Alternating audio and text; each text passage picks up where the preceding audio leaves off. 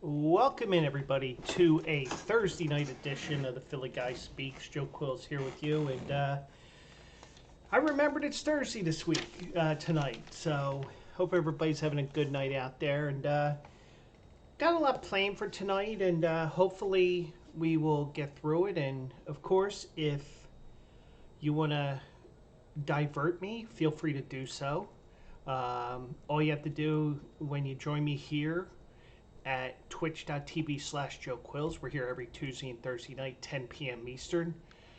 There's a chat box that we interact with you in here, and over time we are going to expand on different things here. And as I grab my notes here for the show tonight, some of the things I do want to mention. First of all, coming up, I'm going to look at the MLB expansion as of right now. And if anybody has an opinion on it, not only do I allow you to interact with me here in the chat room or however I get you into talk to me, also, if you notice here once again, I do have my information here. Joe at bleacherbrothers.com is my email. And Joe Quills is where you can reach me on Twitter and Instagram and Threads. Also, if you see my video on YouTube, and also subscribe at the Philly Guy Speaks on there. I need to change that to Joe Quills, don't you think? But anyways, if you go to my YouTube, feel free to comment there as well. I'm a firm believer of constructive criticism, and also even have a nice conversation even after the fact, because you know what? Just because I record this and I talk for an hour or two, it's fun to interact with each and every one of you in some way, shape, or form. And, I appreciate everybody that takes the time to listen to my shows. And I do want to say one thing before I get into the meat of this program tonight. I do want to thank whoever it is that stumbled onto the podcast this week. I uploaded the podcast yesterday, and we did have a hit yesterday. And I am pulling it up now because like I tell you, I don't go by the number of hits. I go by where the hits are coming from. And yesterday's hit was from the Turks and Caicos. So if you're listening after the fact, after the show tonight, hopefully you enjoyed it. And I see today's hit was from Boston, Massachusetts. Now, I don't know who that is, but whoever it is, thank you. And I think I've had some hits every now and then from Boston, and, maybe it's somebody I know, maybe it's not. But whoever it is, welcome aboard, and glad that you took the time to download the podcast, and I got to divert you from the show. So, anyways, coming up on the show tonight, if you follow me on Instagram, not on it. Well, actually, I did it on Instagram because I shared it on there. If you follow me on Twitter at Joe Quills, I did give you an idea of what I was planning to talk about. MLB expansion. We got some information in regards to the return of EA Sports College Football. EA Sports College Football 25. And I will even bring up the college football playoff because apparently they're already trying to expand to 16 teams. And they haven't even played one with 14 games yet, so with 12 teams. So, but anyways, we'll get to that in a little bit. So, Sixers lose tonight to the Knicks, and I just retweeted something while I was pulling something up that Nick Nurse expects, would like in a perfect world that Joel Embiid comes back with a couple seasons left in the regular season.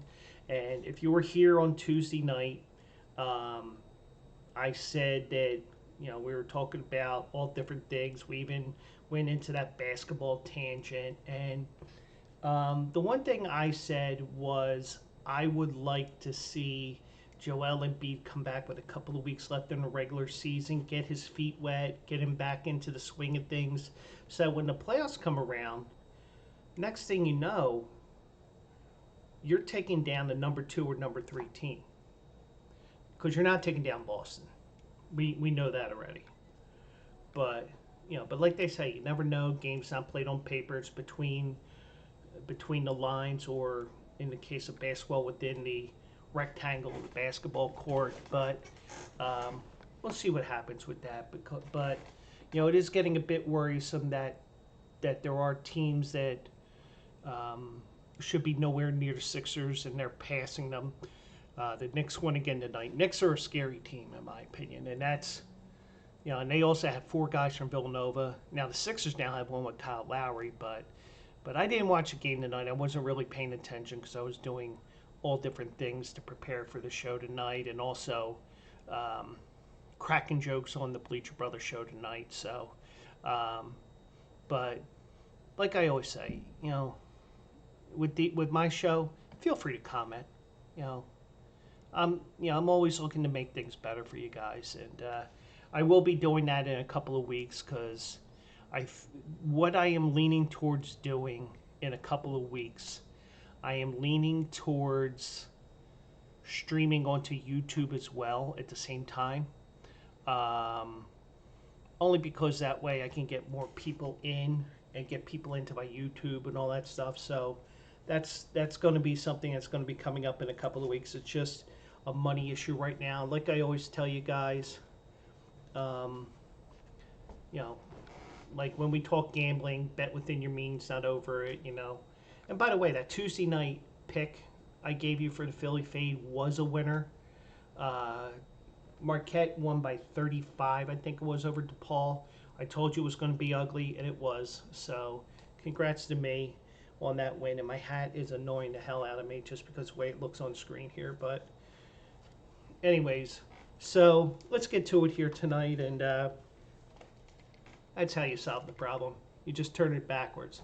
So anyways, coming up, so let's get to it here tonight. And first thing I noticed, and most of my articles are from ESPN. And I did see one article, it was actually yesterday, but I'm pulling up this for something else here.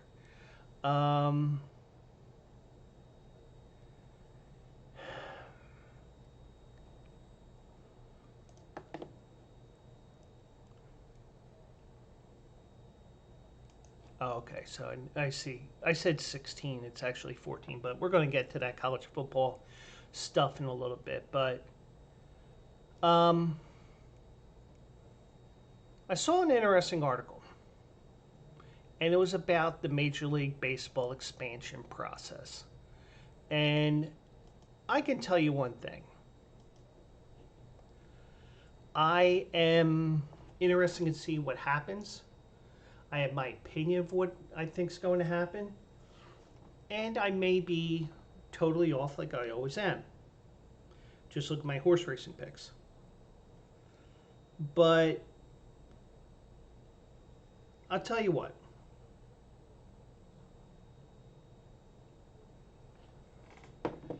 I'm interested in seeing where these two teams go, because one thing Rob Manfred said when he when he got his new contract extending for 5 more years. I know everybody that hates Rob Manfred is totally hating it. We got to deal with him for 5 more years. But one thing he wants to have at the very least is the groundwork for expansion to 32 teams. Now, Jeff Passan did write a good article here of the different, like the top teams for potential expansion cities. Now, the one thing is, and I mean, this is the longest period since Major League Baseball expanded in 1960 that baseball has gone without expansion. It's been 25, 26 years since the Diamondbacks and the Rays came into existence. One thing Rob Manfred said, and good for him for saying this years ago, and that was, I am not going to expand until we get these stadium issues resolved in Tampa Bay and in Oakland. Now, Oakland still has a problem. And that problem is they don't know where they're going to play for 3 years while their stadium is going to be built in Vegas. Now, there was an article when I was in Vegas a couple of weeks ago that the mayor said, we don't want the Oakland A's. And I said, I said to a couple of people, I said, that's an interesting article because guess what? Where that stadium is going to be is not Las Vegas. It's unincorporated territory. It's unincorporated Clark County, and they call that Paradise, Nevada. And like, for example, sometimes I go up to the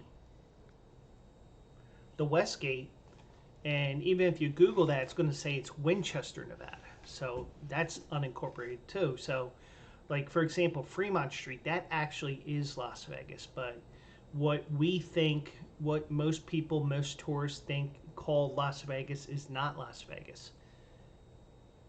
It's just unincorporated Clark County, which means it doesn't have a city government and stuff like that. But Jeff Passan wrote an interesting article, and it was like all the pros and cons of these different cities here. And he wants to have at least the process in place for the league to expand to 32 teams. Now, to build a stadium, it's going to take 3 years. That's why MLB is getting on the A's ass and Las Vegas's ass in regards to starting that stadium, because not only do you have to build the stadium, you got to knock down the Tropicana, you got to get all the rubble from the Tropicana down and away, and you got to start digging to build the foundation of the stadium. But we know eventually we are going to go to 32 teams in baseball. But where will they place them? Jeff Passan had a few different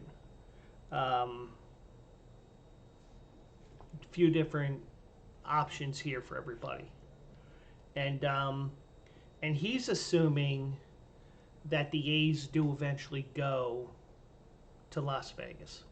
Now, I'm a little skeptical about it, not because of what the mayor said, but because I do have friends in Las Vegas. I do see my good friend Sean Tempesta's articles every once in a while on the 1027 VGS page. I get the feeling for some reason the A's are not going to be going to Vegas. If they don't go, if they do move, I think because they're getting that 3-year period where they got to play in Sacramento, in Salt Lake City. I threw out the idea of Omaha, even though that will never happen, because that's probably the best option because they have 2 stadiums that seat 25,000 each. But it goes against the Kansas City territorial rights. I really think, if you really think about it, for some reason, I get that feeling that the A's will go to Sacramento, the A's will go to Salt Lake City, and they won't leave. I just get that feeling. Now, one thing I did find out, and I didn't pull up the article or anything like that, Sacramento did try to get an MLB team. And they are kind of a little bit a ways from the Bay Area, so they don't really have to worry about territorial rights for the most part, but San Francisco and Oakland, well, San Francisco could claim that if they really wanted to, but Jeff Passan did bring up some ideas here of some candidates here that, and he asked MLB reporters, I guess they were the ESPN MLB reporters, to break down the cases for and against the leading options. And I think he pretty much did this alphabetically. Let me just look at my article here real quick. Yes, I think these are alphabetical, and if they're not, then so be it. Now, one of the first one that he mentions is Austin / San Antonio, Texas, because they're so close to each other. Now, they do have, Austin has about 2.4 million in metro area population. San Antonio about 2.6.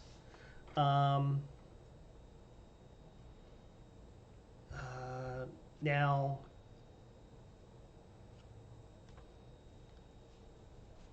if it's in Austin, they want to be called the Bats. That's the strong option right now.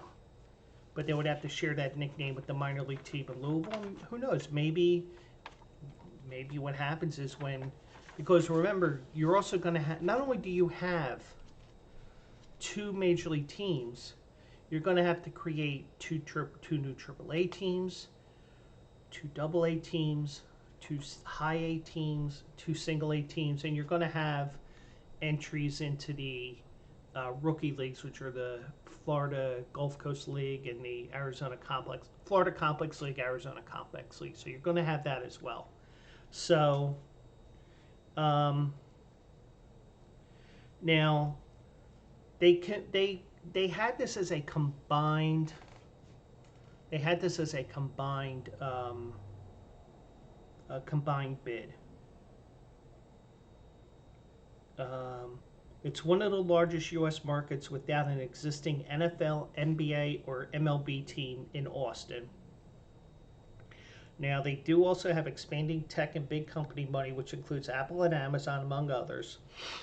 They do have the Austin FC soccer team. They sold out all 17 of their home games in 2020. They did that in 21.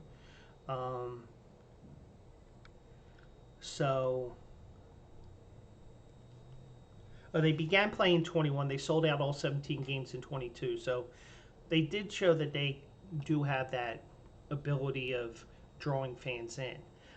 San Antonio is just 90 minutes from Austin, even closer if a stadium were to be built north of the city. And the two could potentially combine their reach. Now, let's say, for whatever reason, they don't have, they fall behind, they don't have the stadium open in time. What this Austin San Antonio bid can do, if they really needed to, they could temporarily play in the Alamo Dome, because they have had exhibition games there, preseason games, whatever, Grapefruit Cactus League games, they played them in San Antonio. Whether that happens, I don't know, but you're going to see that this may be a possibility. But the obstacle that faces each city in this bid might be the Houston Astros themselves, because they're only 3+ hours away. They have a strong fan base in that region, so so that may be. But I don't think Austin or San Antonio would be the city. I'll give you my thoughts when we get to it, but I don't think Austin. Um, Charlotte, they have a metro area population of 2.76 million. I feel a sneeze coming on, so forgive me if I start doing whatever. So um, they want to name their team the Aviators, which, not a problem with that. They don't have a clear stadium choice. The AAA team, the Charlotte Knights, their stadium was not built to expand to a major league capacity, so that's out.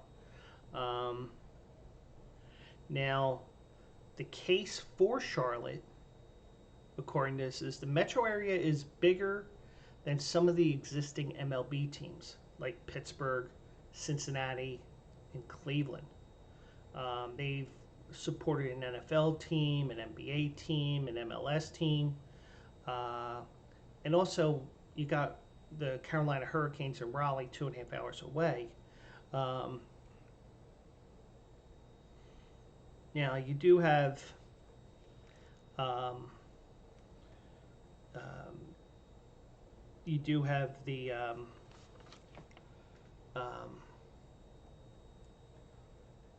you do have AAA baseball already being played there, but what is their downfall is there are a few southeastern cities that want baseball, and you're not going to get two teams in the southeast because, well, first of all, Charlotte's so close to Atlanta on top of it, um, but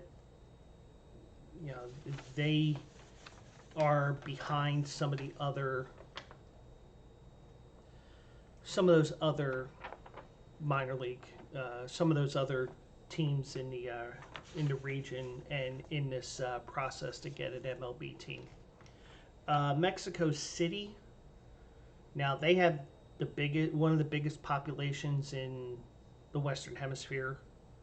9.2 million in the city, 21.8 in the metropolitan area.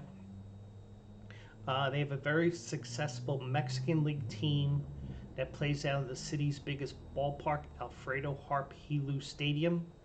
They have hosted major league games there, but it only seats 20,000, so they would have to expand on that.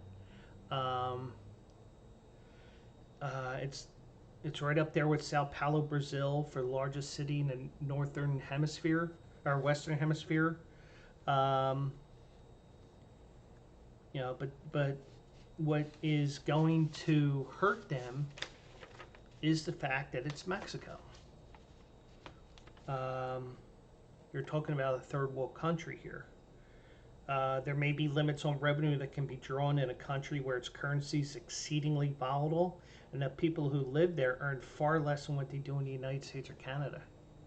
I mean, it would be nice to expand the game, but I don't see how you can have baseball in Mexico and survive with the way that salaries are and everything like that, because just to let you know, just for example, the Canadian aspect with Toronto, the Toronto Blue Jays, and also with basketball with the Toronto Raptors and all the teams in Canada in the NHL. One thing you have to remember is they're bringing in Canadian dollars, but they got to pay American dollar salaries, and you're talking about the difference between the Canadian dollar and the American dollar. Imagine doing that in Mexico. And I think that they're a long shot, but they do have they're a very organized group here. So, but I don't think they go to Mexico City. Now Montreal, we've seen this before. Obviously, they'll probably call themselves the Expos again.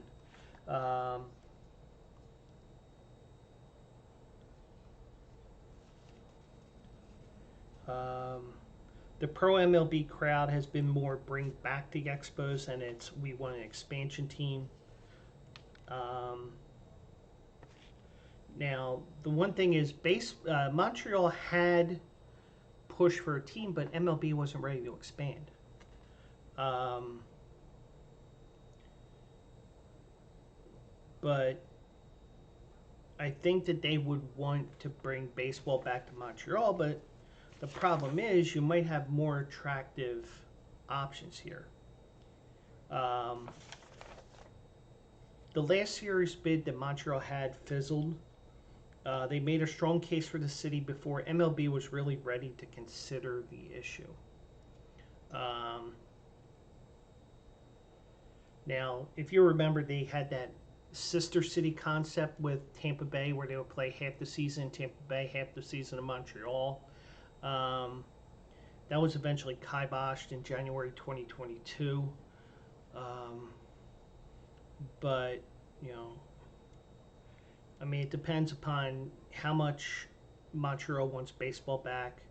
But also, you know, I just think there's more attractive cities here. One attractive city is Nashville. Um, they got 2 million people in the metropolitan area. Um, Nicknames that are suggested are either the Stars or the Sounds, which are Sounds are the AAA name. The Stars was a former Negro League team's name. Um, there may be space along the Cumberland River for a stadium because they're building a football stadium as well there for the Titans. Um, and you know the way that Jeff Passan says here that it's it's I mean Nashville's a heavy favorite to get a franchise here. Um, they'll talk about how Nashville's already with a major league city with the Titans and the Predators. Um, the area leadership has committed $2.1 billion already for the new Titan Stadium. Now,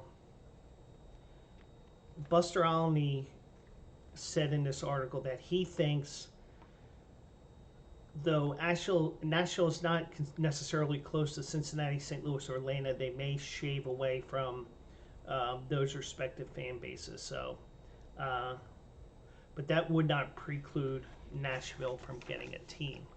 So,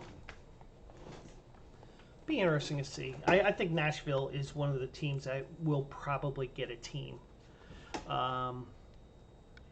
Now, Orlando.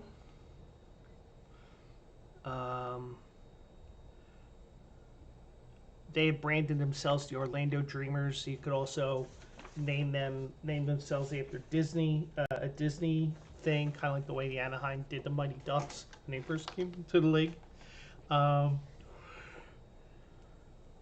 With all the hotels in the Orlando area, they're probably going to build in the Disney World area. Now they're a bigger market than Cleveland or Cincinnati, who already have teams. But the problem that could hurt them in the long run is the history of the Rays and the Marlins, because they haven't been able to draw fans, and if they're not drawing fans, how is Orlando going to? Now, granted, you have a even more transient area in Orlando, the same way that Las Vegas is going to be very transient, but Buster Olney suggests that two teams have consistently been at or near the bottom of the majors in attendance, so that third team in Florida may not be a good idea. Portland, Oregon is another suggestion. This is if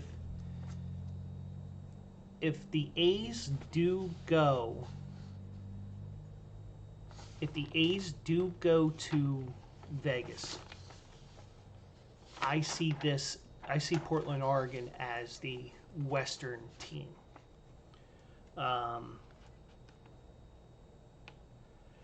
Now, they're zoning in on 164 acres of what is now the Red Tail Golf Center in Beaverton, and it's about a mile from the Nike headquarters.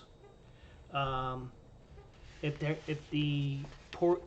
MLB decides one East, one West, this is probably going to be the Western team. They only have one team, and they're the largest market in the country with just one of the four major sports teams.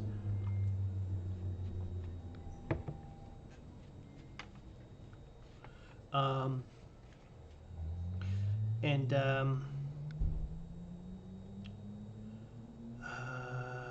just trying to get the name here correct here. Former Trailblazers broadcaster Mike Barrett said, with MLB likely to realign to 8 divisions of 4 teams after expansion, a Portland team would create a natural rival for the Seattle Mariners to make travel easier for the rest of the league. MLB loves rivalries. And you know what? If they don't go to Vancouver, which I don't think they will, Portland is the perfect one because you know what? That's the reason why Seattle is in the Pacific. Seattle is a hockey team because they can rival with Vancouver right away. Um, Football's a little bit different, but the, look at the East. You got Philly and New York and DC, all within 2 hours, one way or the other. With Philly as the midpoint. So,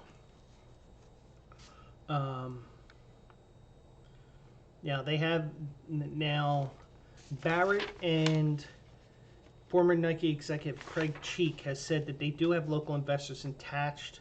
You can expect some real estate developers to be involved, along with Russell Wilson and wife Ciara, who are already investors. But it probably be about the money for them. Raleigh, North Carolina was mentioned here. They've stayed away from the nickname game, but one name that did pop up was Capitals, which was the name of various minor league teams from 1900 to 1967.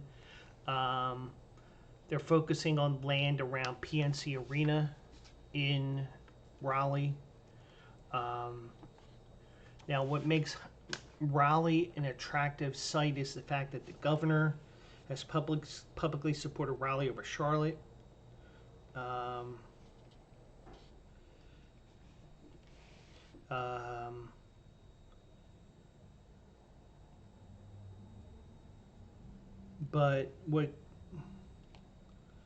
But of course, Nashville is the favorite in the Southeast, so, and probably the whole eastern side.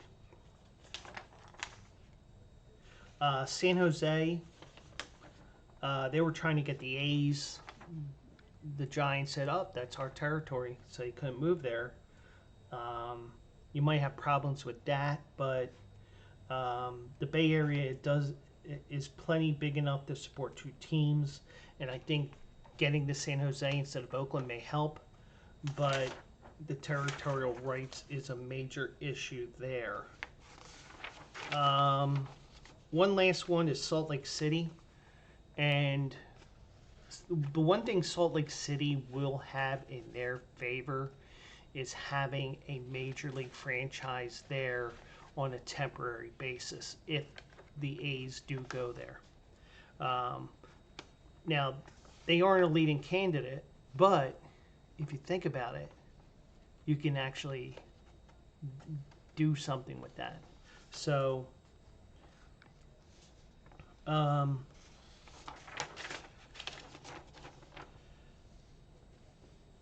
now they're picturing a version of the battery project that they have down in the Atlanta suburbs. Now, Salt Lake City has already hosted the Winter Olympics, and they're a strong candidate to do it again. So they've been able to do major events like that in the past. So why not Major League Baseball? So, but the market size may be a question here, but you'll have to see how dedicated those fans are. And if Oakland does go to Salt Lake City, they could be the team. They could be the city that could steal that spot from Portland, who I think is the Western team, or the A's could move to Salt Lake City, even though they did vote for Las Vegas. But the thing is, with Las Vegas, you do have a 3-year period, and from what I could tell, when teams moved, and as teams moved in the early days and even to the 50s and 60s, there was a stadium waiting for these teams when they went to the new city. Even though, like, for example, when the Dodgers went to LA, they played the Coliseum for a couple of years, and that was a weird configuration. And even when they did a new version of that game as a landmark, as a remembrance of the anniversary of the Dodgers and the Giants going to California. But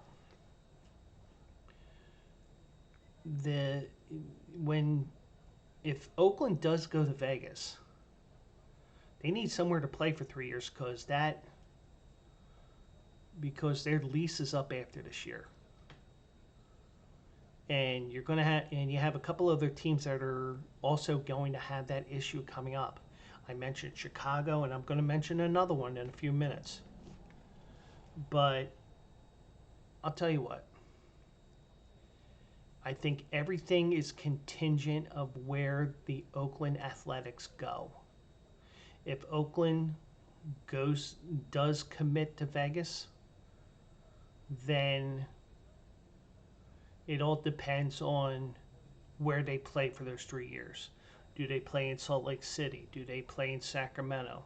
Now, Sacramento wasn't even mentioned, so they're the perfect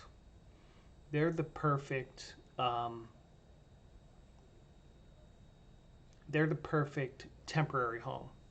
Salt Lake City is good, but if you can get the A's to Salt Lake City, that helps their expansion chances, in my opinion. Now, granted, I'm not an insider. I am definitely an outsider. I'm giving you gut feels all the time. And sometimes I'm right, sometimes I'm wrong. And I don't mind being wrong. And I don't mind you telling me I'm wrong, as long as it's not, you're an effing idiot. Well, why am I an effing idiot? Well, you said this. And I'll say, it was a gut feel. But yeah, I think what's going to happen is, if Oakland does go to Vegas and they play at the Tropicana, where that is, if they go there, then you're going to see Nashville, and I think it's going to be Portland. Now, whether that's the case or not, who knows? But if Oakland doesn't go to Vegas, then I think Vegas gets the expansion team. Because I think the Las Vegas mayor, I think she wants baseball. I don't think that she wants she doesn't want the A's. And, in a way, I wouldn't want it either. But, the thing is, you're not moving to a minor league town. It isn't like the A's are going to Montreal. Because if they went to Montreal, they could play a couple years at an Olympic Stadium. It's just that you don't have a 25, 30, 35, 40,000 seat stadium that they can play in temporarily. They have to play in a AAA stadium almost the same way that Toronto did when COVID-19 and all the restrictions and stuff happened. Now, thankfully, I don't have any people who are anti-vax or anything like that with all the different comments like there, because trust me, it's an election year, and I am gearing up for those that are going to come in here for hijack my Facebook posts or my tweets on Twitter, where they are going to say, they're going to say all these things, you know, make America great again, you know, and I'll be like, what does that have to do with anything? What does that have to do with this topic, which has nothing to do with politics? And unfortunately, I get the feeling it's going to be just as bad as 2016. It's going to be just as bad as 2020 for me. And all I can do is say, you know, if I post anything, whether it's Facebook, Instagram, Twitter, Threads, anything else, keep it topical. But now I did see today, and actually I do want to talk about the uniforms in a minute here. Now, since teams want a major league franchise, I told you that Chicago, the White Sox have have 3 or 4 years left on their lease. The Diamondbacks only have a couple years left on their lease. And I was busting Penguin AZ's balls when I was watching the Bleacher Brothers show before I started my show tonight. And by the way, download the Tony Bruno Sports Network app. I'm active with the chats and joke around, firing jokes, see if I can get Tony Bruno off his straight and narrow path with a joke or two, which I tend to do daily. I didn't do it today, but the Arizona Diamondbacks have been at Chase Field since 1998. Now, they're a perfect example of a team that they built their stadium in time for their expansion. Their lease goes through 2027. The Diamondbacks would like to make renovations to their stadium that will cost between $400 and $500 million, and they'd like to use public financing to defray some of the costs. Now, granted, they're not saying, hey, give us $500 million. But I understand when somebody says, don't give them a dime, because they are multi-hundred millionaires, billionaires, whatever. I understand that.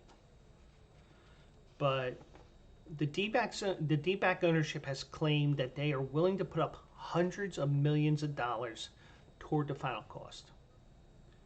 But they also want some local help. Managing partner Ken Kendrick insists that he isn't trying to issue a threat to move the ball club out of Arizona, but he hasn't ruled it out either. This is likely to be in time an expansion of our sport to a couple of additional cities. Cities are letting MLB know their interest in getting a team as specific. They would be happy with a brand new franchise, but they would certainly be very happy, with frankly a successful existing franchise. Now, Arizona hasn't been too successful other than last year, over the last few years, but that's part of the rebuild. And if Penguin AZ was on here, he'd say, you're smoking crack. And I would tell him that I would never do a drug named after a part of my own ass. But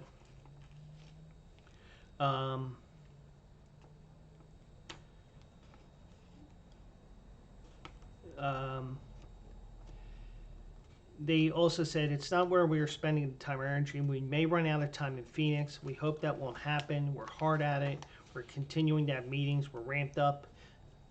We've ramped up the dialogue in every way, and we'll continue to do that. The renovations could take up to 4 years. I imagine the renovations would be kind of like what the Flyers did with the Wells Fargo Center. They would do it every off season. By the way, the Wells Fargo Center is just about completed. I have not been in there yet. Or have I? I was at one playoff game, that's right. But it was at the early stages of the renovation process.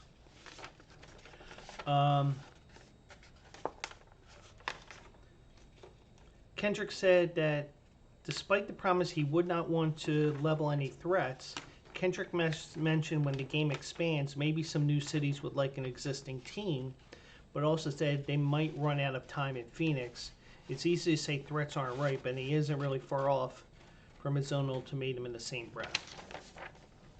Now, granted, they made baseball work in Arizona.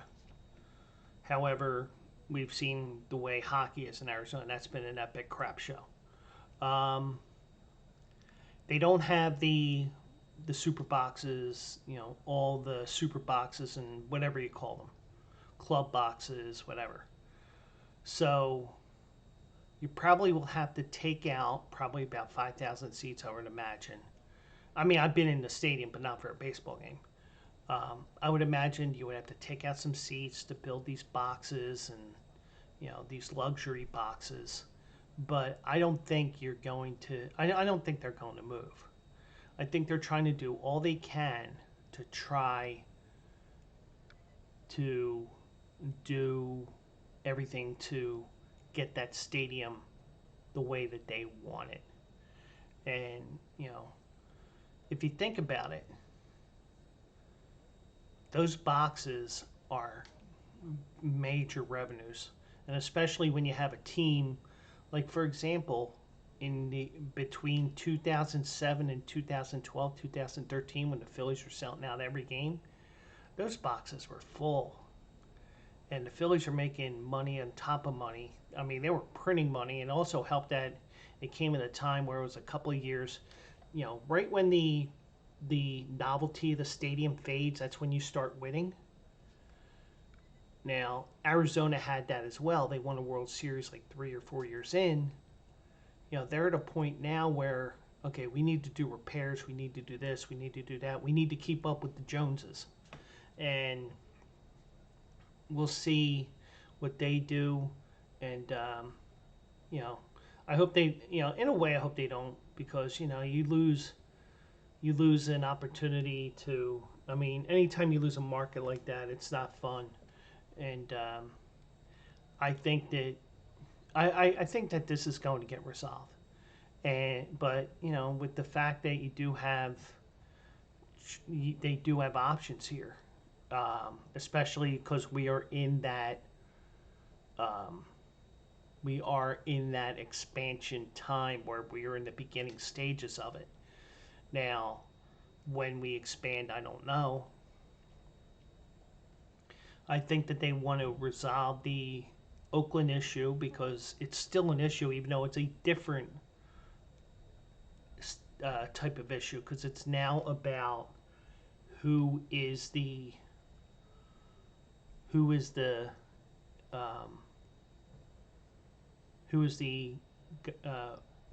where are they going to play in these 3-4 years. That's the issue right now. We know they're going to Vegas as of right now. We know that they got to play somewhere else after this year, and they got to do it soon, because guess what?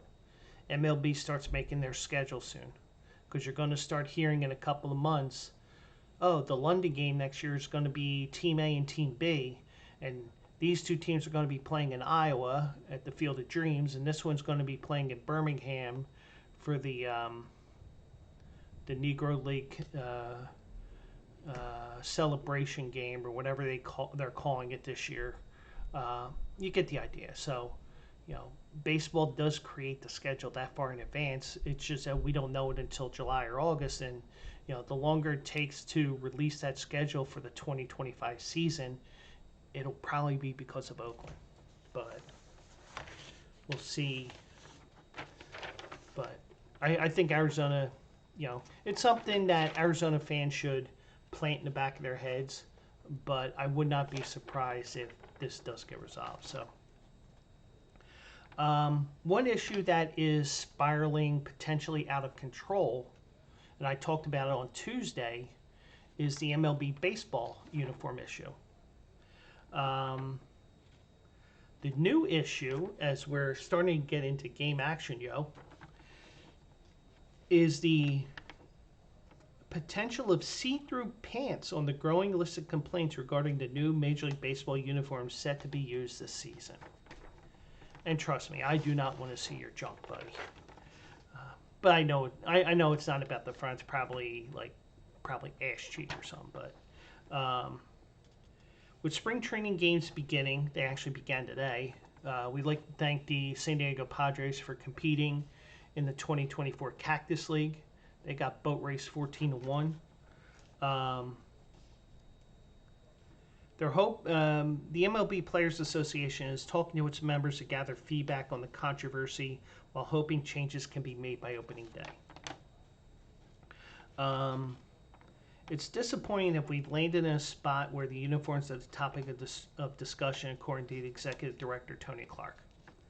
Each conversation with these guys is yielding more information of what we're seeing.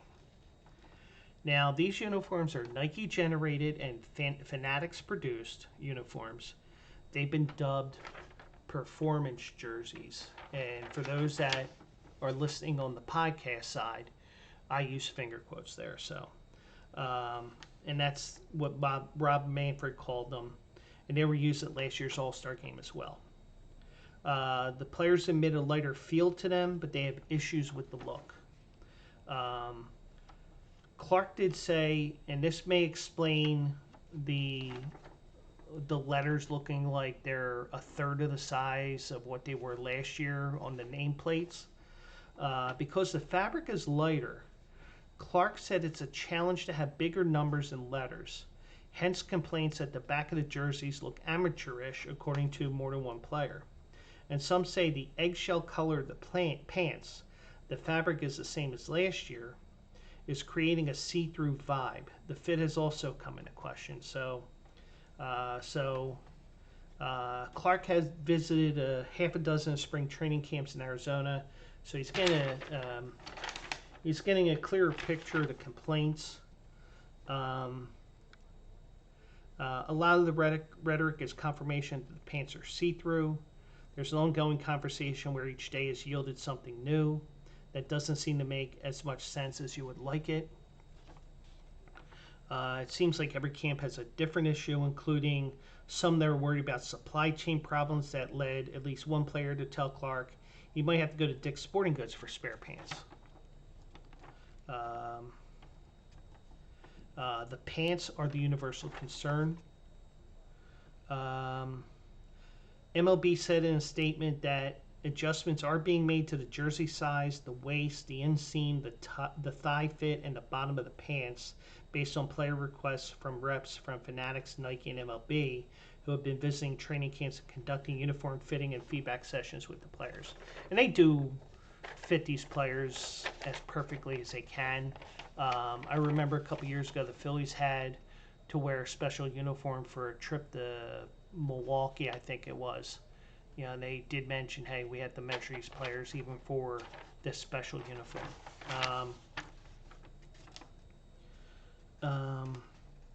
Regarding the supplies of the uniforms, the spokesperson said the league is in close contact with the clubs to ensure the clubs have what they need for opening day. Clark will continue to listen to the players for whatever they need for opening day. So things aren't going too well with those uniforms. It's nice that you tested them out for the All-Star game, but before you know it, March 28th, I think it is, will be here. I think it's March 28th. Let me just double check that for you here. Yeah, March 28th. That's going to be here before you know it, and they're going to be playing in see-through pants. But hopefully this does get resolved as well, because I don't know what's going to happen. I mean, because I doubt that they have the old uniform pants, but we'll see what's up with that. So now, one thing that did pique my interest today was that I found details in regards to the EA Sports college football game as we head into college football here. I admit that I stopped playing Madden and college football around 2012, 2013, when they were in the final year or two of of the college football game, because um, the one thing that did happen was uh, the game was stopped. The college football game was stopped because of a lawsuit surrounding name, image, and likeness rights in 2013. EA Sports discontinued the game and reached a settlement with the former college players who sued the company. So, if you're under a rock and you're wondering why the game did not exist for 10 years, it's because of name, image, and likeness. And I can tell you for a fact, and I don't remember, and it was part of my sports management class. I did my classes online, but we had a class where both the online class and the on-campus class, we all had to go down to the Drexel campus for a week. I believe, and I may be wrong, but I think what they were doing was I believe what they did was they created the guys, they put them in with the names, and then they had to put them back as HB number 25, let's say, or RB 25 or QB 11 or something like that. Because the one thing is, when I had the NCAA game and I played a couple years, and what you used to do is at the end of the college season, you would import them into Madden. So Maurice Clarett was a guy that I had drafted on my Eagles team. And, with video games, you can manipulate in such a way that they're not a total bust. So the one thing I did was, when the college players made it to the NFL game, at least for my Eagles, because I did not want to see HB 25. I did not want to see QB 12. I didn't want to see WR 23, anything like that. I wanted to have their names on the game. Now, what told me that they did put the names in and then they hid them with the HB designations was the fact that, for example, with Maurice Clarett, and I remember this, I ended up drafting Maurice Clarett, and he was Ohio State running back number whatever. So he came into my team as RB number 13, I think it was. But I changed his number because, back in those days you had the numbering system where, 20 to 49 are your running back numbers. So I actually changed his name from RB whatever to Maurice Clarett. And the game would actually say, Clarett breaks free, touchdown Maurice Clarett, something like that. So that gave me the clue, after going through the sport management program at Drexel, that EA Sports was doing something. But they are bringing the game back, and every athlete who opts into the game, and you may see a couple of people, kind of like the same way that Bill Parcells for 25 years was not in Madden because he was not part of the coaches union or whatever they called it. Every athlete who opts into the game and has his NIL used will get $600 and a copy of the game as a baseline payment, with the potential for more lucrative NIL opportunities. Now, $600 doesn't seem like that much, and you could argue that, but you're talking about, I think it's like 11,000 people that they could, you got over 11,000 college football players. So you're looking at a gigantic number there. And I think this is going to be a game that's going to be hard to get on your PS5 if you're the person that has to get it in disc form. But I know PS5, you have the hard drive edition. You're probably going to be able to play on the PC, which I'm probably going to do because I know I'm eventually going to get to gaming on here. It just may be a couple of months. But they are going to have opportunities to opt in. In the game itself, the Dynasty mode will return, meaning you can navigate through your school through years of recruiting to try to build or maintain a powerhouse. And so will other features last seen in NCAA 14, which I didn't play, which had Denard Robinson as its cover athlete. Now, as we were waiting for this game to come back, select colleges began appearing in the Madden series of games during a create a player story with mode with generic names, a small step toward potentially bringing back the full-fledged college football game. Finally, in 2021, they announced that the game would be coming back. They took time to develop it while the new NIL rules and regulations continued to be implemented and reviewed. EA Sports, even when it announced the game would return, said real likenesses of players could be in the game, but didn't have to be. Now, I imagine... Now, the one thing is, you could look at their roster in those old games, and you'll see 6'3", 205.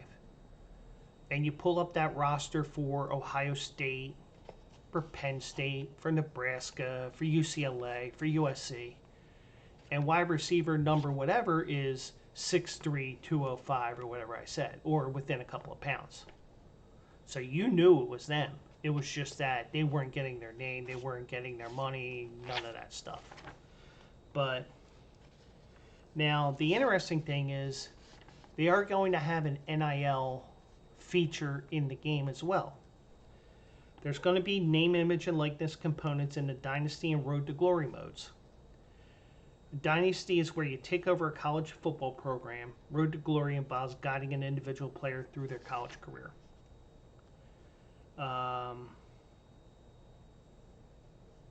There's new ways to recruit. There will be the transfer portal. There's NIL, and there's a lot of things to think about, said Daryl Holt, who's the Senior Vice President and Group Manager of EA Tiburon. That has really added to the complexity and the intrigue of the sport that we want to make sure it is for our players.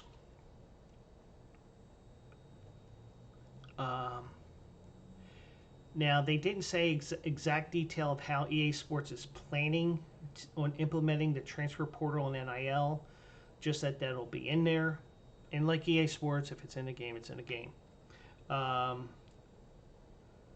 So it looks like it'll be at least some representation of forced players to make decisions that will affect their program building in Dynasty mode or whatever happens to the individual player road to glory. So it's going to be there.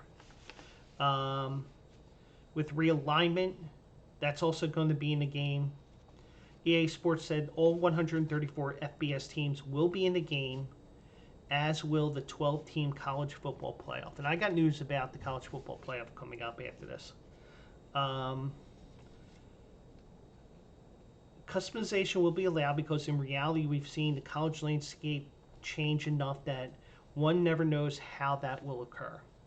It's not clear how much customization or what exactly will take place or what it will look like. One thing that will not be customizable, if a player chooses not to be included in the game, and why not? Probably because $600. You know, that ain't. You know, that's not a dinner for me. So F them. You know, but if a player chooses not to be included in the game, he will not be able to be created in the game by users. Although Holt won't say how they will prevent that, only that it will not be allowed. Holt said the focus is FBS in year one, saying they're expecting adding to this project and program as they go forward. In other words, 134 teams, 10 FBS conferences, and the Heisman Trophy will all be there. just not the lower levels of football such as FCS. So that gives me a clue that maybe FCS comes into play in a couple of years. And trust me, it was annoying when you had a team like, for example, I started with a lower school like Temple. Well, first of all, because it's a Philly school, and part of the reason why is I figure, okay, if I do a couple good years here, maybe I get a job offer from a bigger school. So, but you got to remember they are building this game from scratch, because 10 years, you can't do the same thing as in 2014 because technology has changed, the resolution of televisions have changed, the technology of the console has changed, everything. They're building the game from scratch, adding 134 schools with unique uniforms, traditions, stadiums, NIL features, and more is a massive undertaking. There's only so much that they can do. So I guess over time you're going to see everything that you would see in normal college football. It's just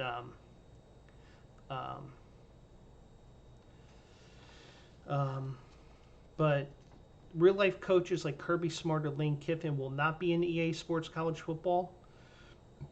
The focus has been on the players, the schools, and the traditions and the version of the game. But they are offering coaches the opportunity to opt in beyond year one. So that's always a possibility as well.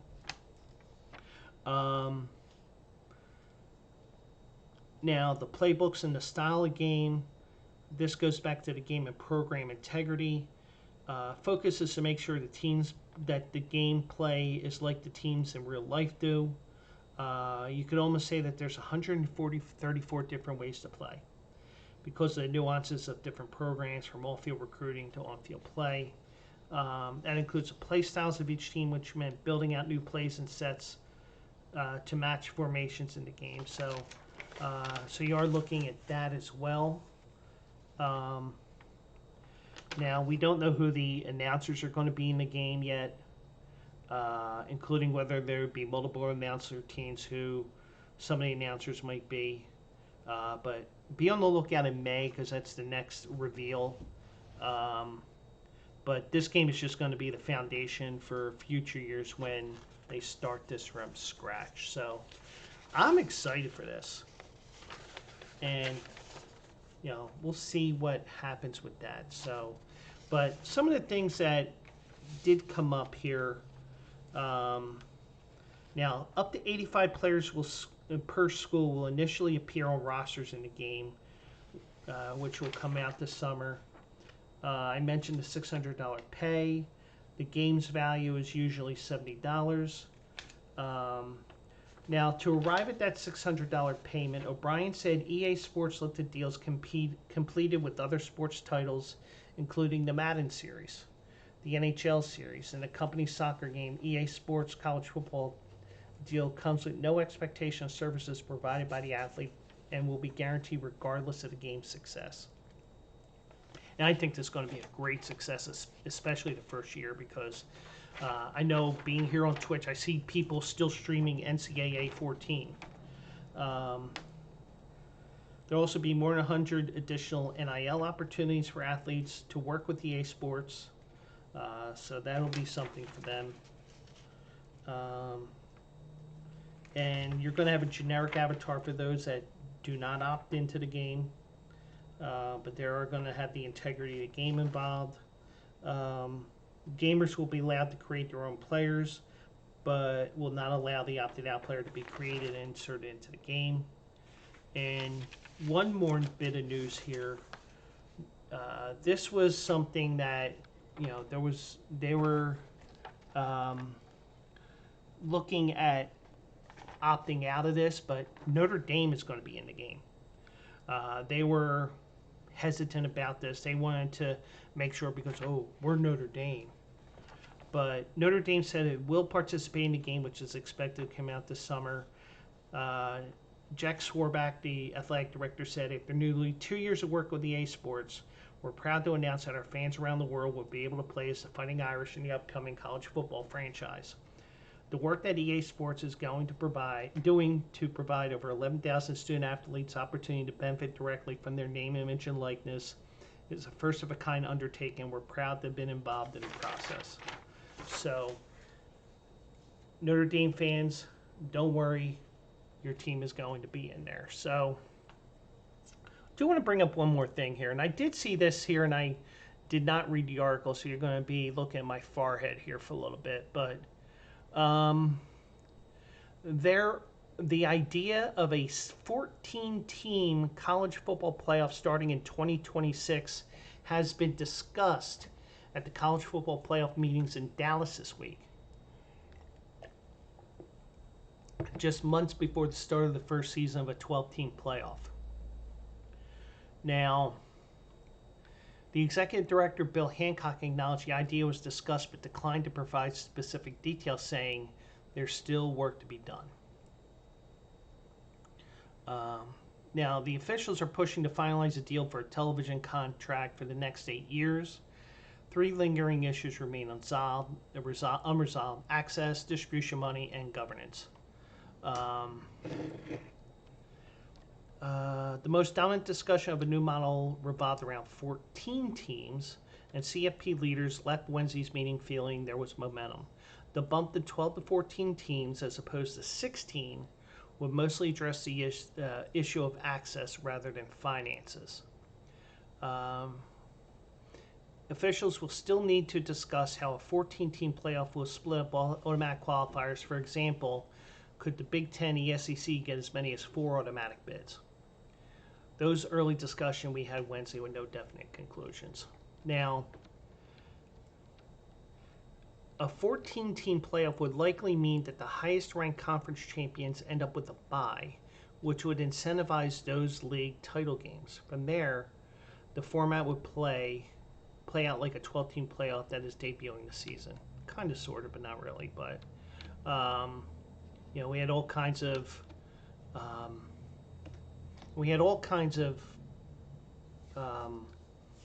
realignment over the last couple of years, but the one thing I will tell you is I personally feel, and I've said this from day one, even in the days of the BCS, and there are my glasses, I just think a 16-team model works best.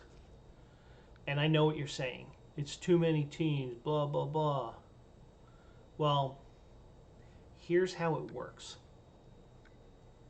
Okay? Now, let's pretend the Pac-10 just does not exist anymore. Let's say that they're dead and buried. So you have 1, 2, 3, 4, 5, 1, 2, 3, 4, 5, 6, 7. You have 9 conferences. And they each play a conference championship game. Now those conference games, they still mean something because you got to get to that.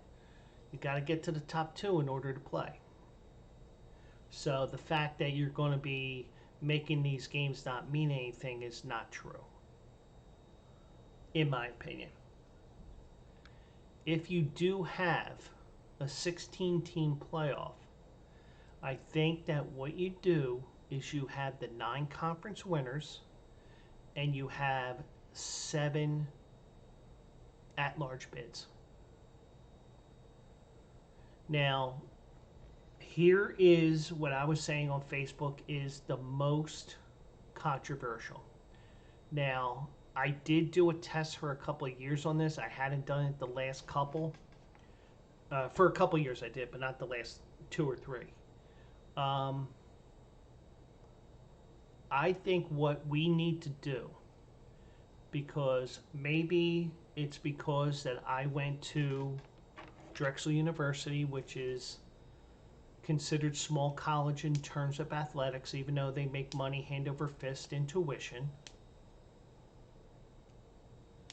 I feel like what you need to do is you need to get rid of all these eye tests, and I've said it with the NCAA as well.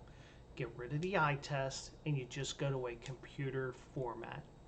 Now, you're only going to have to worry about 7 teams because you're going to have 9 automatics.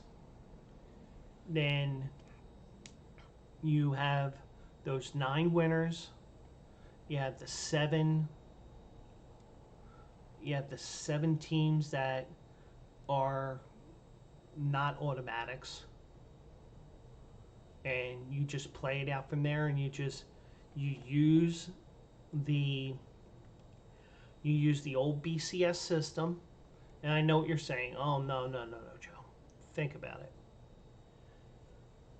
The years that I was looking at the BCS system, trying to figure it out and tweaking the numbers and stuff like that as well, with what the college football playoff did, they were somehow getting it right with the 14 format. Now, whether it would be the case with 12, I'm not sure.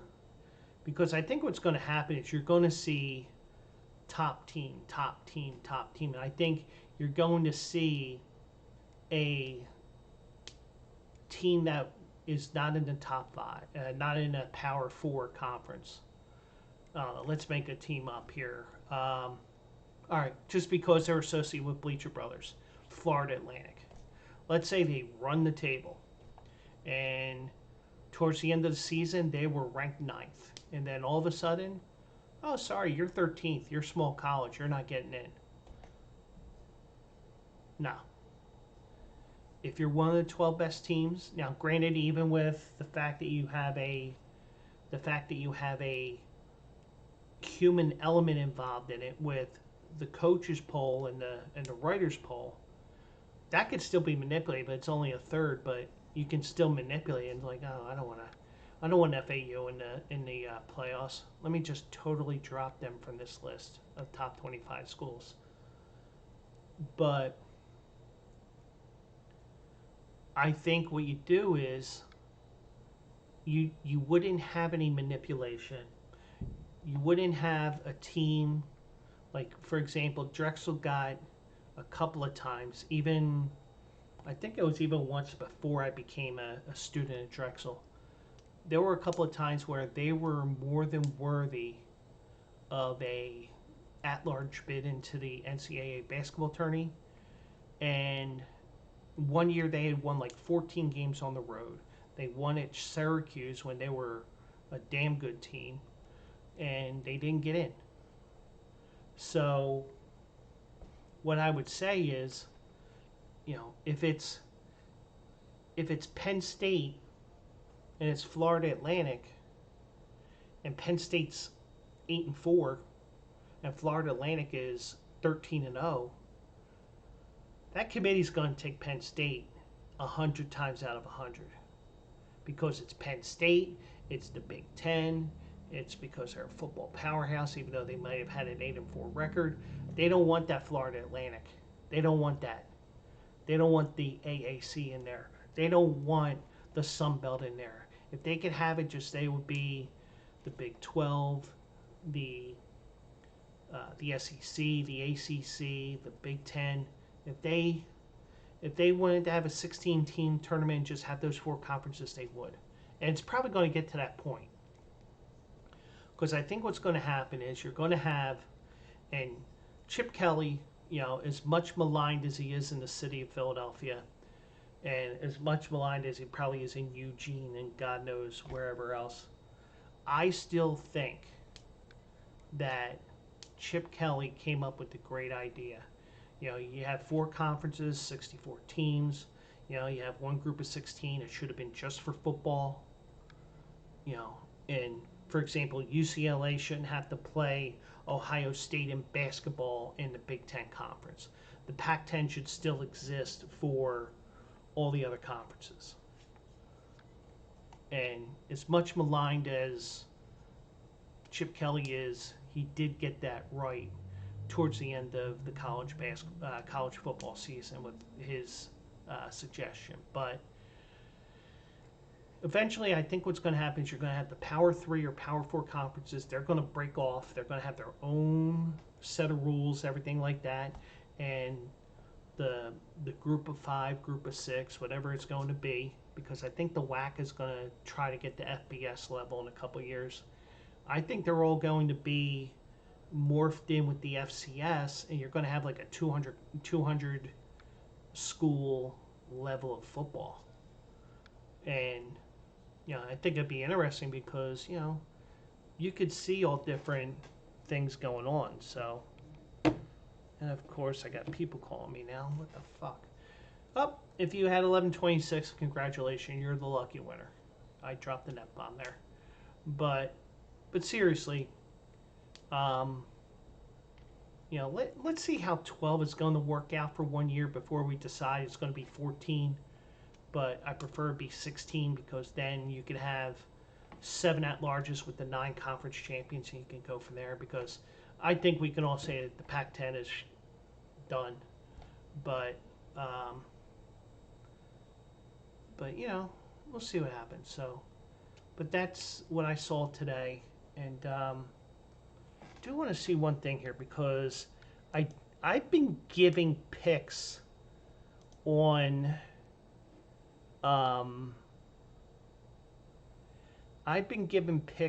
the Bleacher Brothers show in chat, and the last 2 days were winners. I gave Creighton on Tuesday, and last night I gave Marquette over DePaul, and DePaul was a pick that I gave on Tuesday night. I'm not going to give a pick tonight because I didn't get to look at the schedule. Let me see here.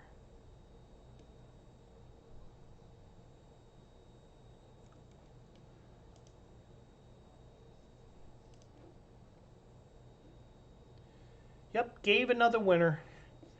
I told the guys to take Morehead State. They won by 21. They were favored by 5.5, I think it was. So 3 winners in a row for me on the Bleacher Brothers show. I might actually end up on there giving college basketball picks, but yeah. So just to let you guys know, in a couple of weeks we are going to expand to YouTube. It's just that I'll be streaming both at the same time. It's just a matter of money, and I'm just waiting for money to come in. So we are going to do that eventually. So I just wanted to let you know in regards to that. So, and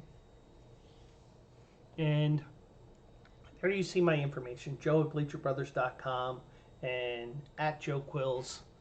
You can hit me up with comments or anything like that. So, and I see Don Juan followed me yesterday, and it'll be nice seeing him in the chat when I come back. Hopefully I'll see him in chat on Tuesday because I'm here every Tuesday and Thursday from starting at 10 p.m. Eastern. I shouldn't say from 10 to midnight because a night like tonight is a shorter night, but we do go longer like we did a couple of weeks ago. So I do want to thank everybody who's listening and watching after the fact because not only do I do this live for the people that watch live, I also do it for those that watch and listen after the fact. So I do appreciate everybody that takes the time, especially the new listeners that found me from the Turks and Caicos.